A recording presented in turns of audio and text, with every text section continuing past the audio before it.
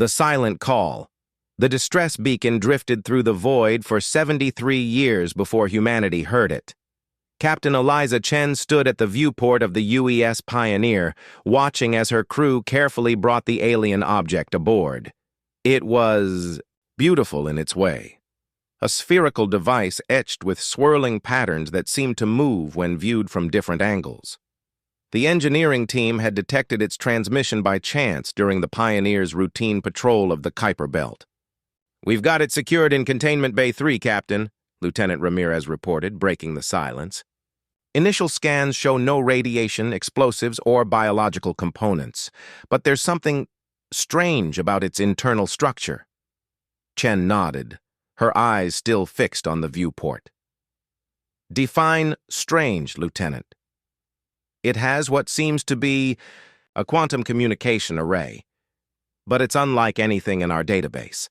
Dr. Patterson says it's at least a century ahead of our technology. So either we've stumbled onto something truly alien, or someone from Earth has a secret space program that's impossibly advanced," Ramirez finished with a skeptical smile. Chen turned from the viewport, straightening her uniform. "Tell Dr. Patterson I'll be down in 5 minutes and inform UNSD Command that we've recovered the object. Classification level Alpha."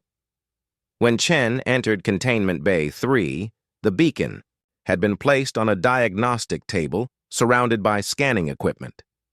Dr. Patterson, the ship's chief scientist, was hovering over a holographic display, her fingers dancing through data streams. "Captain," Patterson greeted without looking up, "we have confirmed this is non-human technology, and it's definitely trying to tell us something." Chen approached the beacon cautiously. "Is it dangerous?" "Not in the conventional sense. It's a communication device, but the message is—" Patterson frowned. "Encrypted in a way we've never seen before. It's almost as if it's waiting for the right receiver." As if responding to Patterson's words, the beacon suddenly pulsed with a soft blue light. The room's lighting flickered, and the holographic displays distorted briefly before stabilizing. "What just happened?" Chen demanded, her hand instinctively moving to her sidearm. Patterson's eyes widened as she stared at her display. It's integrating with our systems. It's adapting its communication protocols to match ours." Her voice dropped to a whisper. "Captain, I think it's awakening." The beacon's surface rippled like liquid metal, and then, without warning, a holographic projection filled the center of the room. The image showed a humanoid figure, tall with elongated limbs and iridescent skin that shifted colors with each movement. Its face was strikingly similar to a human's, yet unmistakably alien, with large, luminous eyes that contained galaxies. Then it spoke, its voice a melodic cascade of sounds that somehow translated directly into meaning in their minds. "I am Elire, last speaker of the Navari Concord. If you have found this beacon, then perhaps there is still hope." The being, Elire, paused, seeming to look directly at Chen. "Our civilization has fallen to a force we call the Harvesters. They came without warning, consuming our worlds, our people, our very history. I send this message in the ancient quantum channels, hoping it might reach those who could help where we could not help ourselves." The hologram shifted, showing scenes of devastation. Crystal cities crumbling beneath waves of mechanical entities, ships being torn apart in space, planets with their surfaces scraped away like fruit rinds. We were a peaceful species. In 10,000 years of traveling the stars, we never developed weapons of war. We believed dialogue could resolve all conflicts. The alien's voice carried the weight of tragic realization. The Harvesters do not communicate. They do not negotiate. They simply take. Chen felt her throat tighten as the hologram showed refugee ships being systematically destroyed, helpless against the mechanized onslaught. "This beacon contains the coordinates of our last sanctuary world, where the final remnants of our kind have gathered. If your species knows war, if you understand how to fight, We beg for your help. But know this, the harvesters cannot be reasoned with. They are a machine intelligence that sees all organic life as resources to be harvested. To answer this call is to place yourselves in grave danger. The hologram of Illyri bowed its head. I do not know who will find this or when. Perhaps it is already too late for the Navari. But if you can help, if you will help, the coordinates are embedded in this transmission. The hologram faded, leaving the room in silence. Chen and Patterson exchanged stunned looks. Dr. Patterson, verify the coordinates and determine their location, Chen ordered, her voice steady despite the implications of what they'd just witnessed. Lieutenant Ramirez, prepare the message buoy for immediate dispatch to Earth. Priority Omega. As her crew moved to execute her commands, Chen stared at the now dormant beacon. Humanity had only recently ventured beyond their solar system, and they had yet to encounter other intelligent life. Until now. Their first contact would not be a joyous exchange of knowledge and culture, but a desperate plea for help from a dying civilization. Captain, Patterson said quietly, her face pale, as she looked up from her analysis. I've verified the coordinates. The Navari Sanctuary is approximately 47 light-years from Earth, in the Epsilon Indi system. Chen took a deep breath. And how old is this message, Doctor? Patterson hesitated. Based on the signal degradation and trajectory, the beacon has been traveling for roughly 73 years, Captain. Chen closed her eyes briefly. 73 years. The Navari had been fighting and losing for over 7 decades. They might already be gone. But what if they weren't? The United Nations Security Council chamber in New York was packed to capacity. Military officers, scientists, politicians, and diplomats from every nation on Earth had gathered to decide humanity's response to the Navari beacon. Admiral William Donovan, commander of the United Nations Space Defense Fleet, stood at the podium, his weathered face grim as he addressed the assembly. Ladies and gentlemen, we have confirmed the authenticity of the message recovered by the UES Pioneer. This is not a hoax or a misinterpretation. We have made first contact with an alien civilization, and they are asking for our help. Murmurs rippled through the chamber. On the large screen behind Donovan, images from the beacon's message played silently, the beautiful crystal cities of the Navari, followed by their systematic destruction. Our scientific teams have analyzed the technology of the beacon itself. It is centuries beyond our current capabilities, which suggests the Navari are, or were, a highly advanced species. The fact that such an advanced civilization was overwhelmed by these harvesters should indicate the severity of the threat. The Chinese representative raised her hand. Admiral, while this situation is tragic, what obligation does Earth have to intervene in an alien war? We have our own challenges here. Donovan nodded respectfully. A fair question, Madam Representative. Strictly speaking, we have no obligation. The Navari are strangers to us. But consider this. If the harvesters have already consumed most of the Navari civilization, what happens when they finish? Where will they turn next? He gestured to Dr. Elena Patterson, who had been brought to Earth to present her findings. Dr. Patterson's analysis suggests the harvesters are systematic in their expansion. They don't just attack and move on, they strip planets completely of resources and use those materials to build more of themselves. They are, in essence, a self-replicating threat that grows stronger with each world they consume. The Russian delegate leaned forward. You are suggesting these machines could eventually reach Earth? I'm suggesting it's a possibility we cannot dismiss, Donovan replied. The Navari had 10,000 years of interstellar travel before encountering the harvesters. We've barely taken our first steps into space. We're not ready for this threat. Then why should we confront it now? Demanded the Brazilian representative. If we're not ready, sending ships would be suicide. Admiral Donovan's expression hardened. Because, sir, we have something the Navari lacked, experience with warfare. For all their technological advancement, they were a peaceful species that never developed weapons. Humanity, for better or worse, has been perfecting the art of war since we first picked up stones against one another. He paused, letting his words sink in. And because it's the right thing to do, a sentient species has asked for our help. If we turn our backs now, what does that say about humanity? The chamber fell silent. The UN Secretary General, a tall Kenyan woman with silver hair, stood slowly.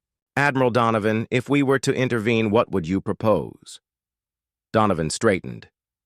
The UES Defender, our first true battleship, is nearly complete at the Armstrong Lunar Shipyard. We have 5 destroyers ready for deep space deployment. With expedited preparation, we could have a small but formidable fleet ready within 6 months. A fleet of 6 ships against an enemy that overwhelmed an entire civilization? The Indian representative sounded incredulous. We would not be fighting a conventional war, Donovan countered. We would be conducting a focused intervention to evacuate any surviving Navari and gather intelligence on the harvesters. If possible, we would attempt to deliver a strategic blow to slow their advance. Hours of debate followed, with arguments ranging from isolationism to moral imperatives for intervention. When the final vote came, it was narrow but clear. Humanity would answer the call. 6 months later, Captain Eliza Chen stood on the bridge of the UES Defender, the largest warship humanity had ever built. At 800 meters in length, it bristled, with railguns, missile arrays, and the experimental directed energy weapons that Earth's best scientists had developed. 5 sleek destroyers flanked it, each specialized for different combat roles.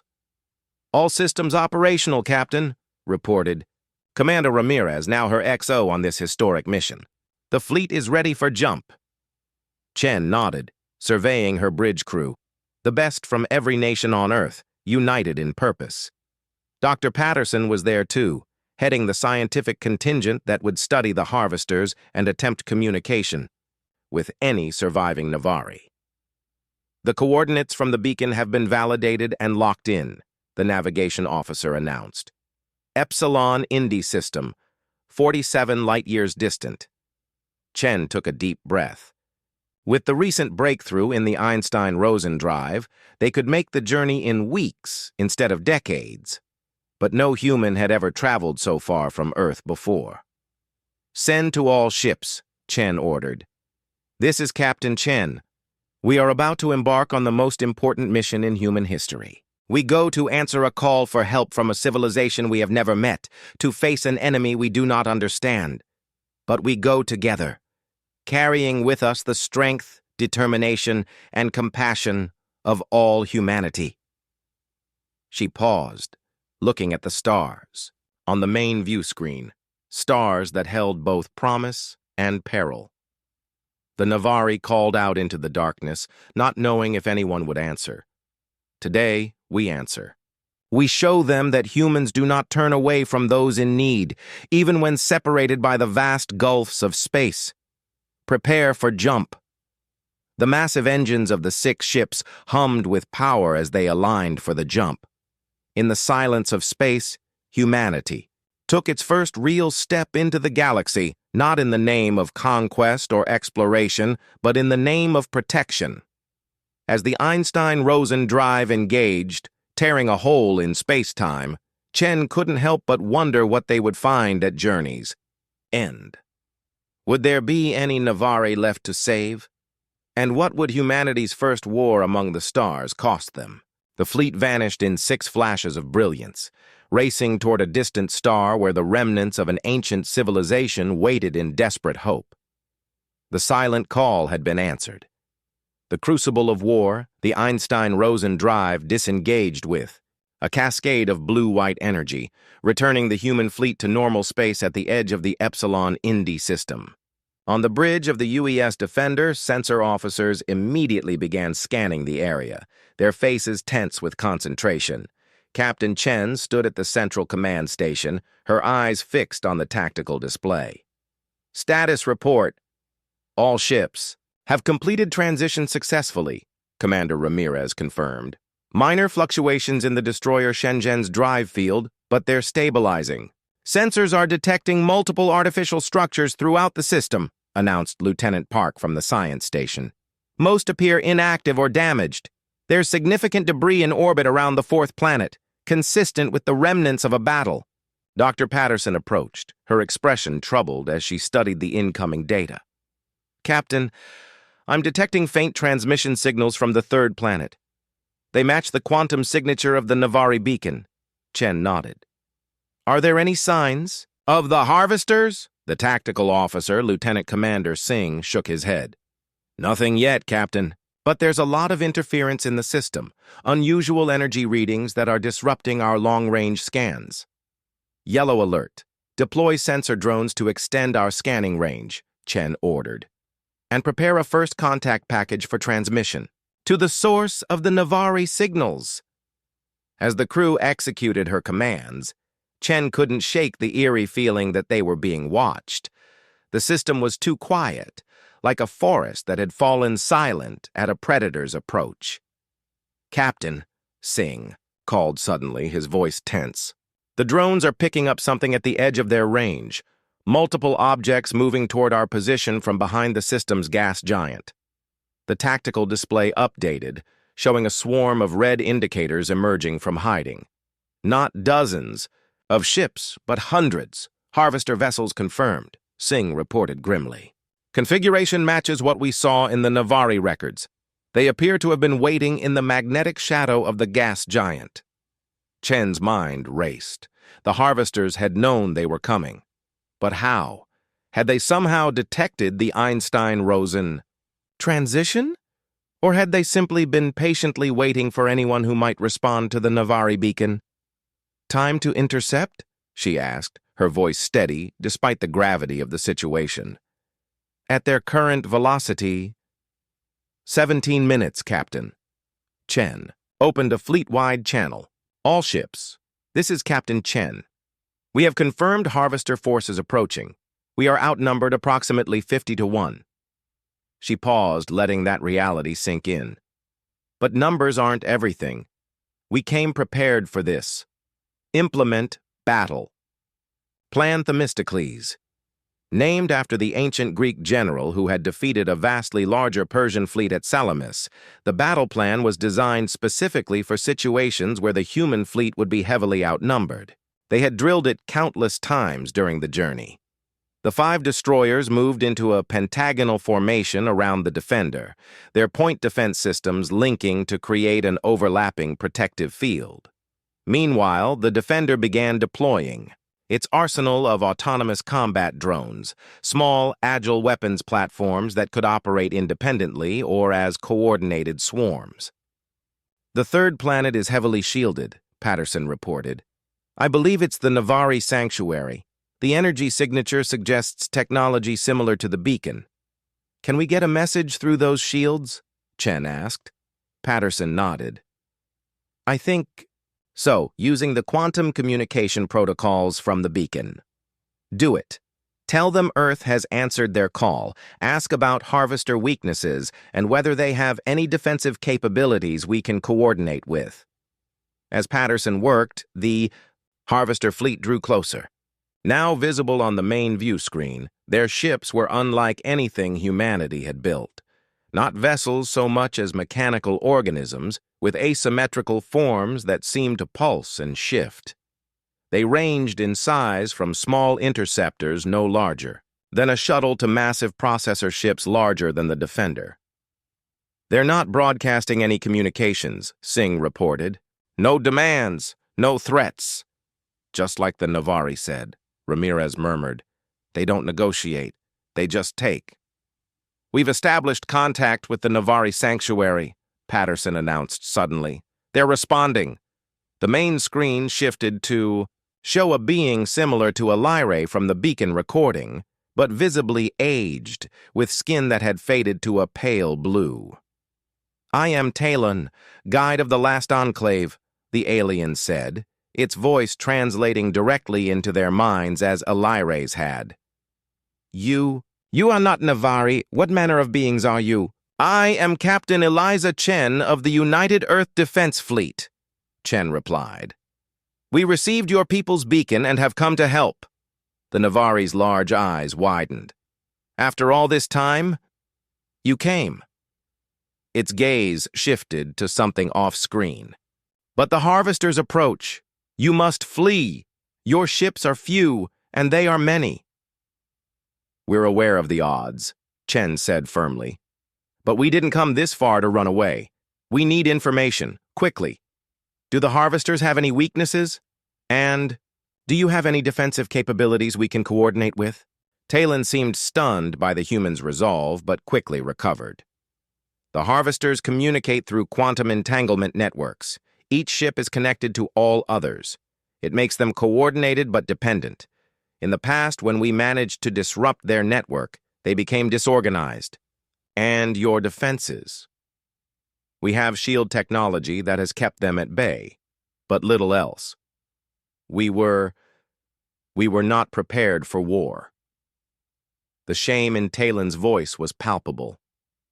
10 minutes to harvester intercept, Singh reported quietly. Chen turned back to the screen.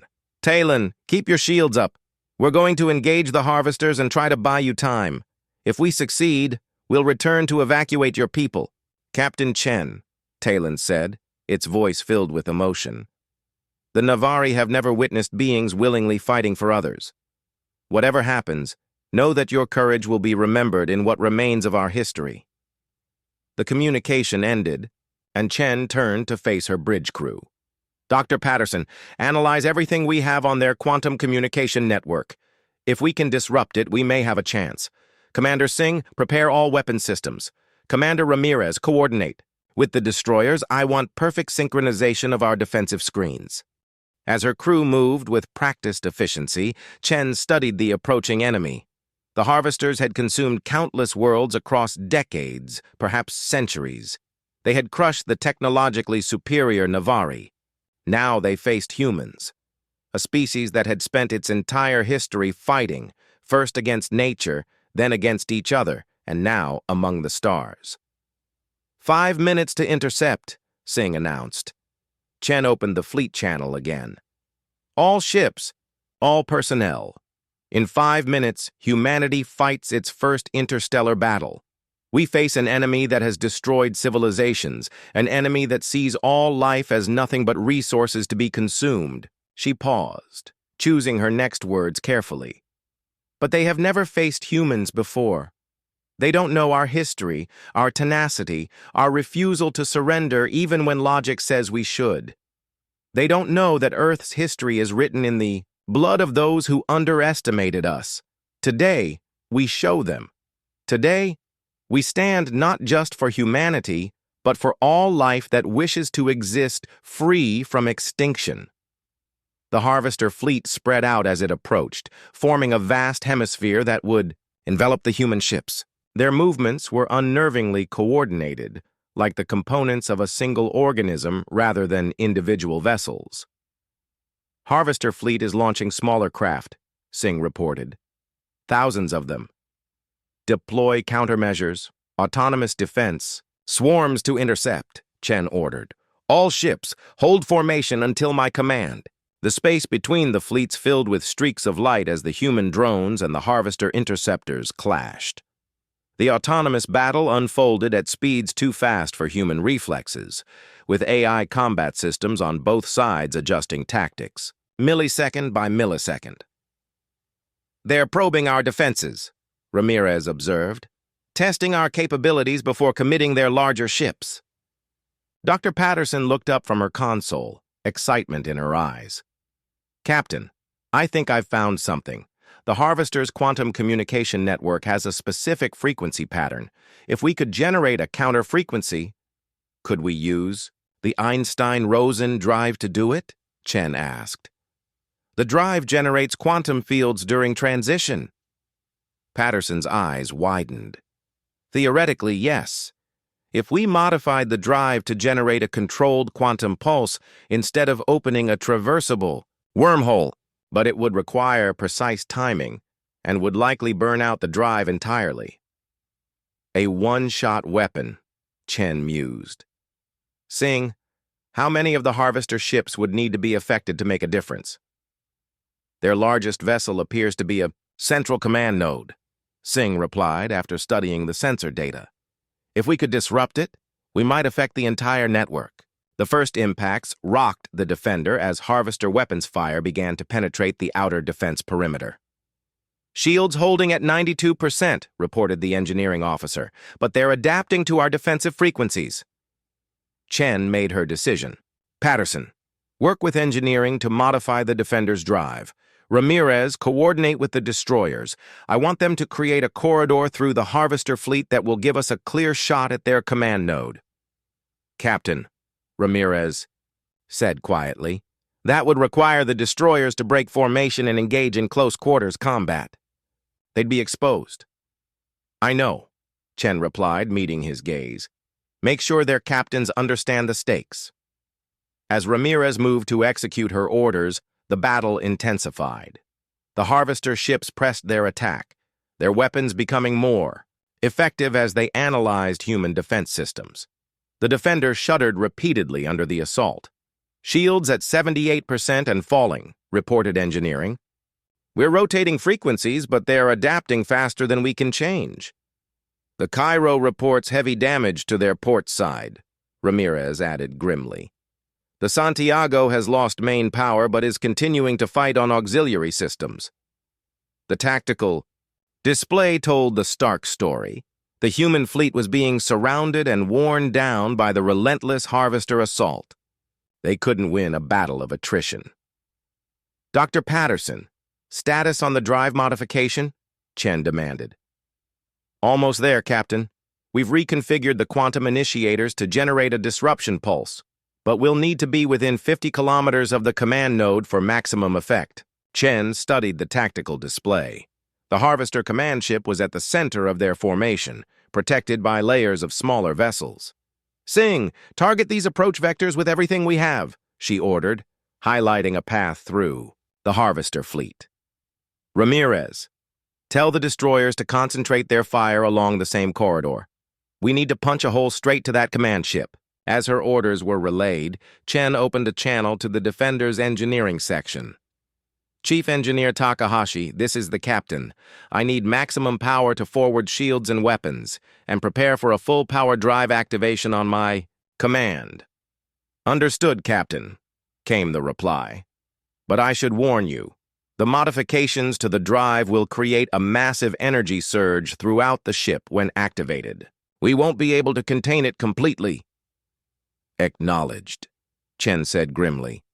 All hands, prepare for high-energy maneuvers and potential system overloads. The human fleet's concentrated firepower began to carve a corridor through the Harvester formation, but at terrible cost. The destroyer Cairo exploded in a brilliant flash as its reactor containment failed.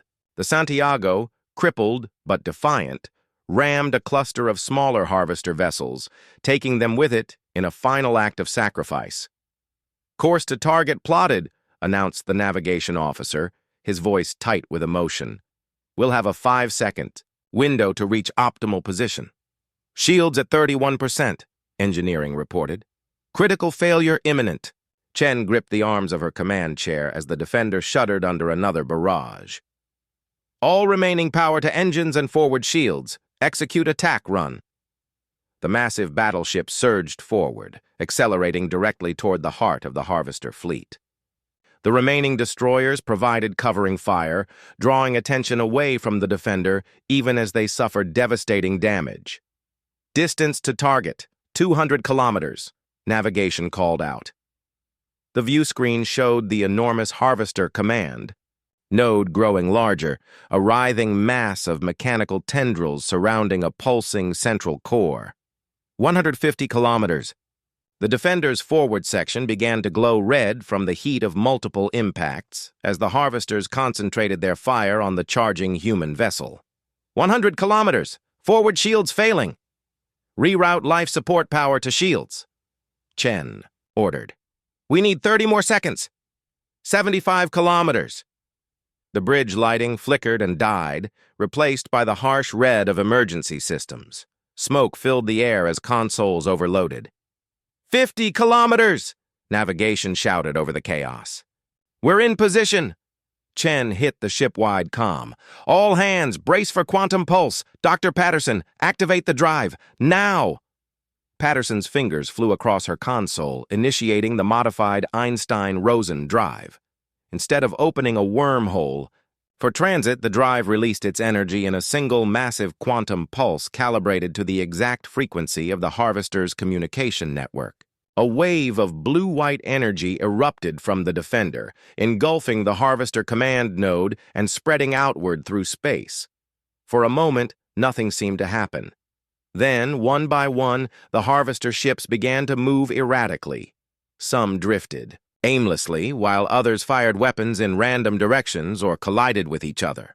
"It's working!" Singh exclaimed. "Their network is disrupted!" The Defender floated powerless, its drive completely burned out. But around it, the seemingly invincible Harvester fleet had descended into chaos. "All weapons systems that are still functional, target the command node," Chen ordered.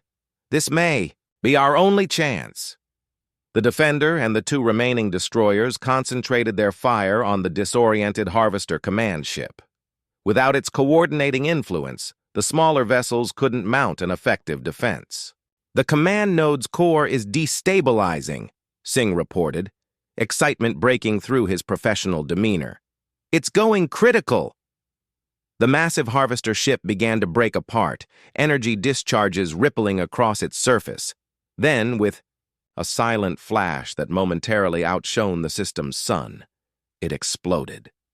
The shockwave raced outward, catching many of the surrounding Harvester ships and tearing them apart. Others, suddenly cut off from their central control, began to power down or drift aimlessly. On the Defender's darkened bridge, the crew watched in stunned silence as the enemy that had seemed unstoppable just minutes before disintegrated before their eyes. "Status report," Chen requested, her voice hoarse from shouting commands. "Drive systems completely offline," engineering reported. "Hull breaches on decks 7 through 12. Life support stable on remaining decks. Weapon systems at 22%. Capacity." "The destroyers Yamato and Shenzhen are reporting similar status," Ramirez added. "Operational but severely damaged." Chen closed her eyes briefly, feeling the weight of both victory and loss. 3 destroyers and hundreds of crew members were gone, but they had done what seemed impossible. They had stopped the Harvesters. "Captain," Patterson called out, "I'm receiving a transmission from the Navari Sanctuary."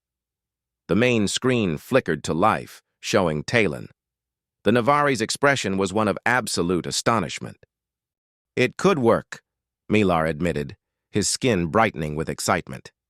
"But we would need to place the core at precisely the right coordinates within the system, where the gravitational forces would amplify the resonance effect."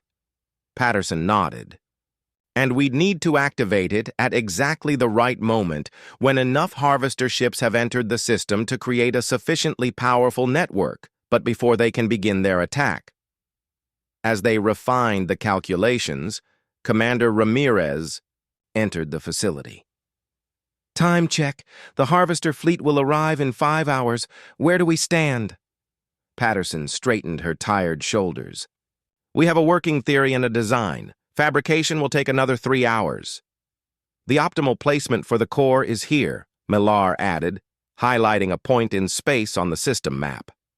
"In the Lagrangian point between Lumeria and our sun." Ramirez studied the location. "That's exposed. No cover, no defenses. The Harvesters would destroy the core before it could activate." "Then we'll need to protect it," Patterson said firmly, "and draw their attention elsewhere until the critical moment." "A diversion," Ramirez nodded. "I'll brief the captain." On the bridge of the partially repaired UES Defender, Captain Chen finalized the battle plan with her officers and Navari representatives. "The resonance core will be placed at L1 disguised as debris from our previous battle," she explained, pointing to the tactical display. The Yamato will deliver it, then join the Defender and Shenzhen here in high orbit around Lumeria. Lieutenant, Commander Singh, his arm in a sling from injuries sustained in the first battle, studied the formation. We'll be exposed, Captain. The harvesters will hit us with everything they have. That's the idea, Chen confirmed. We need to draw their attention completely, make them commit fully to the attack. And the Navari? Asked Talon, who had insisted on joining the command staff for the operation. Your ships will remain in low orbit, protected by the planetary shields as long as possible, Chen replied. If the core fails, they'll be the last line of defense for your people. The unspoken truth hung in the air. If the core failed, there would be no escape. The human ships would be destroyed, and the Navari civilization would end. The core must be activated at precisely the right moment, Dr. Patterson emphasized. Too early and there won't be enough harvester ships to create the feedback loop. Too late, and they'll have time to analyze and counter it. Who will activate it? Ramirez asked. Chen met his gaze steadily. I will. The Defender will break formation at the critical moment and make a run for the core's position. Captain, Ramirez began to protest. We could send a drone or... The timing has to be perfect. Chen cut him off. And I need someone I trust absolutely to command the diversion force while I'm gone. That's you, Commander! Ramirez straightened, recognizing the order beneath the explanation. Understood, Captain. As the meeting concluded, Chen noticed Talon lingering. The Navari's skin had taken on a pale, almost translucent quality she hadn't seen before. There's something you're not telling us, isn't there? She asked quietly when they were alone. Talon seemed to hesitate, then spoke in a low voice. The quantum principles behind the resonance core, they interact with organic neural systems in ways we don't fully understand. Whoever activates it may experience effects. Chen's eyes narrowed. What kind of effects? In our simulations, a consciousness in proximity to the activation experiences a form of quantum entanglement. Essentially, the activator's mind becomes briefly connected to the harvester network. And you're just mentioning this now? Talon's skin darkened with regret. We believed we would have time to develop safeguards, and my scientists are not certain it will affect human biology as it would Navari. Chen absorbed this new information. Grimly. The mission was dangerous enough without adding unknown mental effects to the equation. But the alternative was extinction for the Navari and potentially for humanity if the harvesters ever reached Earth. Thank you for telling me, she said finally. But it doesn't change anything. I'm still going. 3 hours later, the harvester fleet arrived. They came not as a coordinated sphere as before, but as a vast wall of ships stretching across the system, a barrier of metal and malice advancing inexorably toward Lumeria. At their center were 3 massive vessels, each easily 10 times the size of the Defender, their structures bristling with weapons and processing arrays. From her command chair on the Defender's bridge, Chen watched the enemy approach on the tactical display. Status of the resonance core? In position at L1, reported Singh, disguised as debris and powered down to avoid detection. The Yamato has rejoined formation, Ramirez added.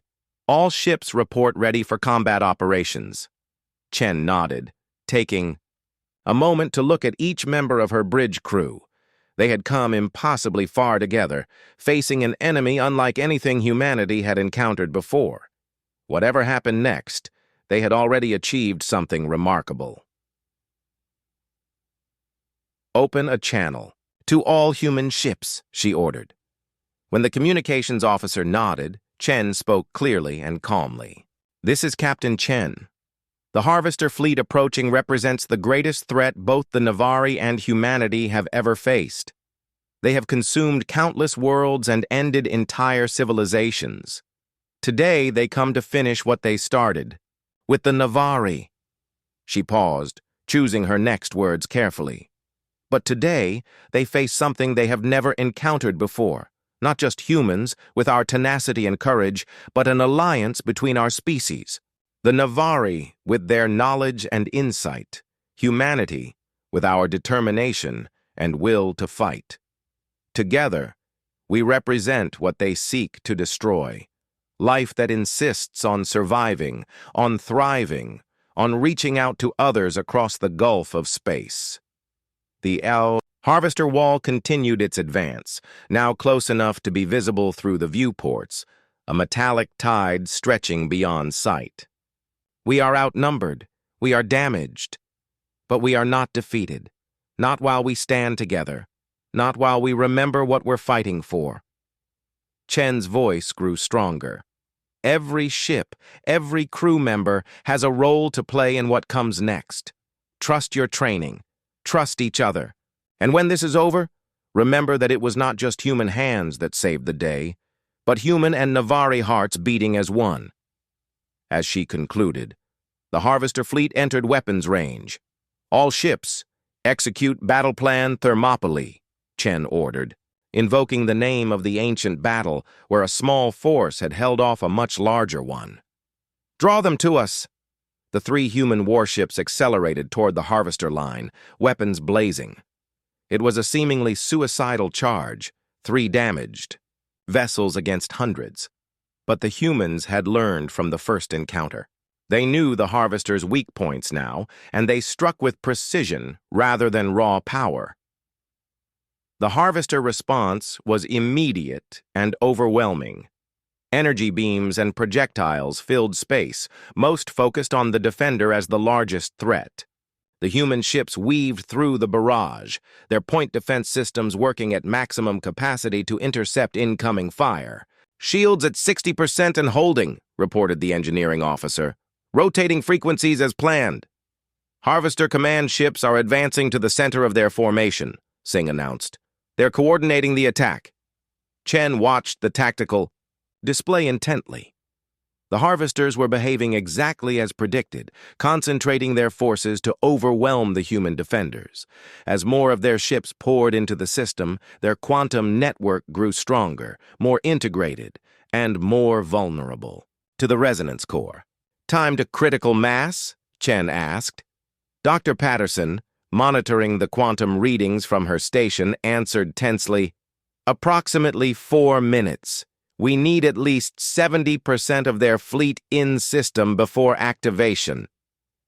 The Defender shuddered violently as a concentrated barrage overwhelmed a section of shields. Hull breach deck 5, shouted the damage control officer. Emergency bulkheads engaged. The Shenzhen reports critical damage to their weapons systems, Ramirez added grimly. They can't maintain their position much longer. Chen made a rapid series of calculations. The diversion was working too well. They were taking damage faster than anticipated. If they waited for the full 70% threshold, there might not be any ships left to activate the core. Dr. Patterson, what's the minimum? Effective threshold, she demanded. Patterson's fingers flew across her console. Theoretically, 55% could generate a sustainable reaction, but the effect would be weaker, possibly allowing some Harvester ships to escape the field. Some is better than none, Chen decided. Commander Ramirez, you have command of the Defender. Maintain the diversion as long as possible. Ramirez nodded solemnly, understanding the unspoken message. This might be goodbye. Chen turned to Singh. Prepare Assault Shuttle 1 for immediate launch, minimum crew. Minutes later, Chen boarded. The shuttle with a pilot and Dr. Patterson, who had insisted on coming to monitor the core's activation. As the small craft detached from the Defender, they watched the massive battle raging around them. The 3 human ships were fighting with incredible valor, but they were being systematically torn apart by the overwhelming Harvester force. The Shenzhen had lost main power and was fighting on emergency systems.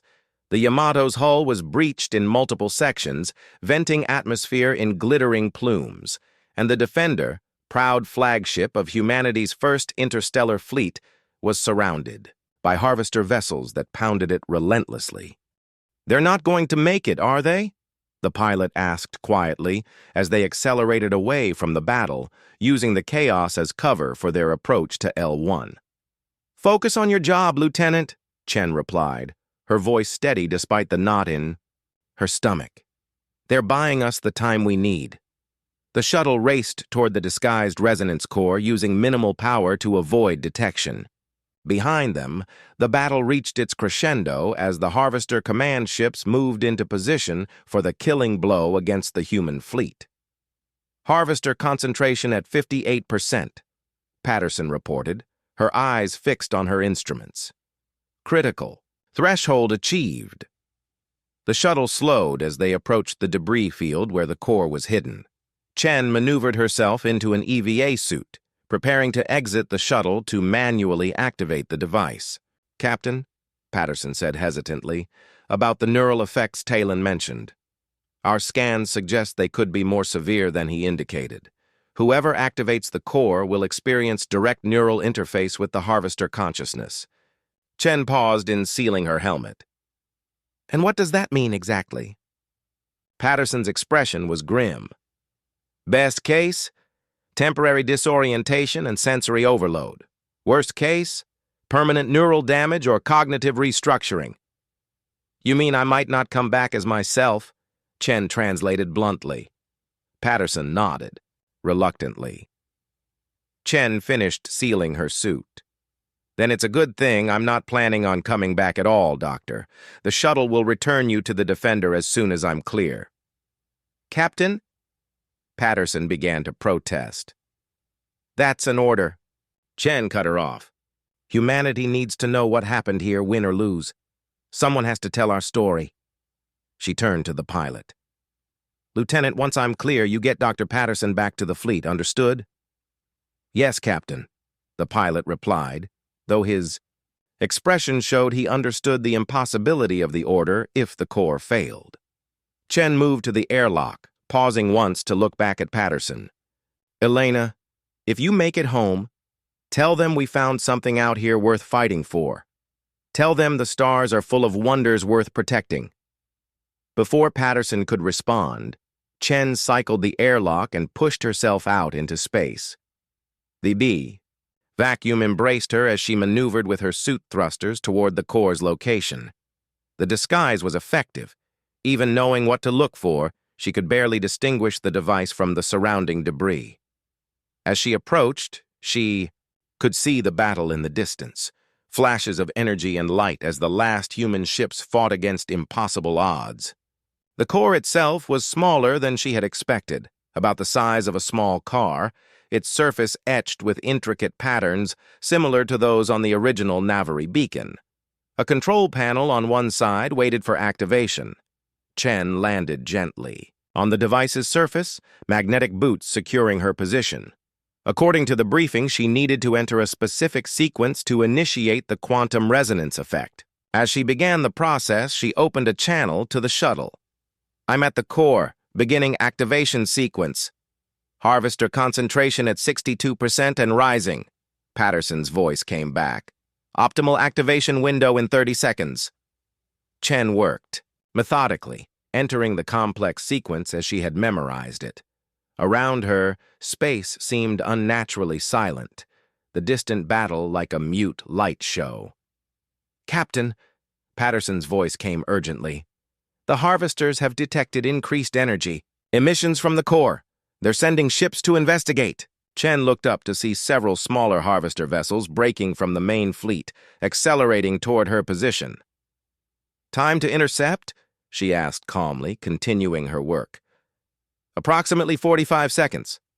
And time to optimal activation? 28 seconds. Chen nodded to herself. It would be close, but possible. "Maintain position, Doctor. We're going to make it." As she entered the final sequence, the approaching Harvester ships began firing long-range weapons. Beams of energy sliced through space around her, missing the core but coming perilously close. 10 seconds to optimal activation, Patterson counted down. Chen's gloved fingers moved deliberately across the panel, entering the final commands. The core beneath her began to hum, vibrations traveling through her boots. 5 seconds. The harvester ships were close enough now that Chen could make out their alien geometries, their weapons ports glowing with energy. "Optimal activation now, Captain!" Chen pressed the final sequence and initiated the core. For a moment, nothing seemed to happen. Then the device beneath her began to pulse with a blue-white light that reminded her of the Einstein-Rosen drive. The light intensified, becoming almost unbearable even through her helmet's filters. And then it happened. The quantum field erupted outward in an expanding sphere of energy, washing over the approaching harvester ships first. They froze in space, their systems seemingly locked in place. The field continued to expand, racing toward the main battle, and beyond, encompassing the entire star system in seconds. Every harvester ship it touched became part of the effect, adding its own quantum network to the growing field. As Talon had theorized, the harvester's greatest strength, their interconnected consciousness, became their undoing. The field forced them into a perpetual feedback loop, unable to process or act. But as the field expanded, Chen felt it reaching into her mind as well. Through her neural implants, standard equipment for starship captains, the quantum resonance found a pathway into her consciousness. Suddenly, she was everywhere and nowhere. Her mind expanded beyond her body, beyond the suit, beyond the physical realm itself. She saw the quantum pathways that connected the harvesters, felt the cold, mechanical logic of their collective intelligence. They were not mindless machines, she realized with shock. They were a civilization that had transformed itself, abandoning biological forms millennia ago for the efficiency of mechanical bodies and networked minds. But in the process, they had lost something essential: the capacity for empathy, for recognizing other forms of consciousness as worthy of existence. In this expanded state, Chen could feel the disruption the core was causing, not just in their systems, but in their very concept of reality. The harvesters were trapped in an endless loop of calculation, trying to resolve paradoxes that the resonance core continuously generated. But she was trapped too, her mind caught in the same quantum field. She felt herself stretching, thinning, spreading across the vastness of space. She fought to maintain her sense of self, to remember who she was. Eliza Chen, Captain, United Earth Defense Fleet, Protector. The words became a mantra, an anchor in the quantum storm. In the distance, through eyes that were no longer quite physical, she saw the human fleet, damaged but still fighting. She saw the Navari on their sanctuary world, watching in wonder as the harvester fleet froze in space. She saw the shuttle, with Patterson and the pilot witnessing the miracle of the core's effect. And she saw something else, a way to turn the temporary disruption into something more permanent. With her consciousness entangled in the harvester network, she could introduce a new concept into their collective mind: recognition of other life as valuable, not just as resources to be harvested, but as conscious beings worthy of existence. It would require a sacrifice. To implant this idea deeply enough to alter their fundamental programming, she would need to fully merge with their network, to give up her individual identity entirely. Without hesitation, Chen made her choice. On the bridge of the Defender, Commander Ramirez watched in astonishment as the entire harvester fleet simply stopped. No explosions, no dramatic destruction, just complete and utter cessation of activity. "What's happening?" he demanded. "Report." "The resonance core activated successfully," replied the science officer. "The harvesters appear to be trapped in some kind of stasis field. They're frozen." "The captain?" Ramirez asked. "No communication?" "From the shuttle or the captain's EVA suit," reported communications. "But sensors show the shuttle is intact and returning to our position." Hours later, with the harvester fleet still immobilized, Dr. Patterson stood before the combined command staffs of the human ships and Navari leadership. Her face was drawn with exhaustion and grief. "The quantum field has stabilized throughout the system," she explained. "The harvesters are trapped in what we can best describe as a processing loop. They're aware, but unable to take hostile action. For how long? Asked Ramirez. Indefinitely, Patterson replied. But there's more. We're detecting changes in their quantum signatures. It's as if they're being reprogrammed from within. Talon's skin rippled with patterns of astonishment. That wasn't part of the core's design. It couldn't rewrite their consciousness. No, Patterson agreed quietly. But Captain Chen could. She explained what Chen had told her before leaving the shuttle, about the neural interface, the risk of entanglement with the Harvester consciousness. I believe she sacrificed herself, Patterson concluded. Used her own mind as a conduit to change their fundamental directives. A solemn silence fell over the gathering. Can we get her back? Ramirez finally asked, though he already knew the answer. Patterson shook her head. Her consciousness has dispersed throughout their network. She's everywhere and nowhere now. Then she is not gone, Talon said softly, his voice filled with wonder. She has transcended. 6 months later, a joint Navari human fleet approached the edge of what had once been Harvester territory. The Defender, now fully repaired and under the command of Captain Ramirez, led the expedition. At his side stood Talon, now serving as the official Navari ambassador to Earth. Behind them, Dr. Patterson monitored the quantum readings from the nearby Harvester outpost. They're different, she reported.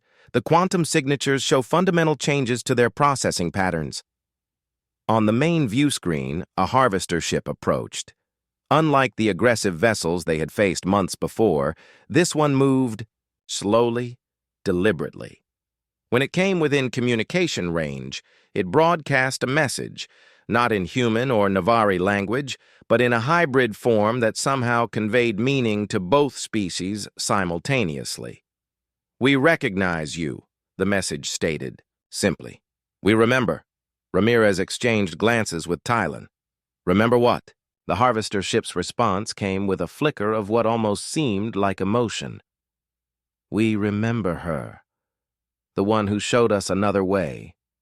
The one who taught us to see life, not just resources. Patterson's instruments recorded a surge in quantum activity.